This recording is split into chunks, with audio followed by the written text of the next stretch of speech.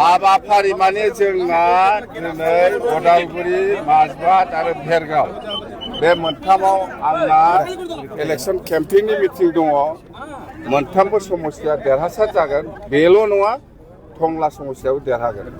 बेवहाय खुनु बेलेग दला जेबो खामानि गैया। जोंनि बिपिएफ हान्जाजों जुजिनो हानाय खुनु पार्टी गैया बिटिसि ओनसोलाव।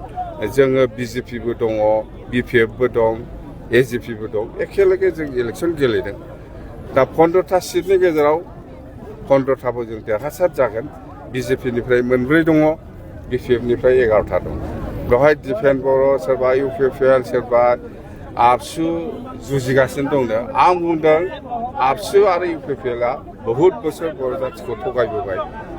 जोंनि बर' जाथिखौ आं खावलायदों आबसु आरो इउपिपिएलनि खोथा लानानै खामानि दामाव। जुदि जों खामानि मावनांगौआ जाथिया दंस' जागोन। माखासे हाइ प्रफाइल जयनिं जानाय नुदों सार, मा बुंदों सार?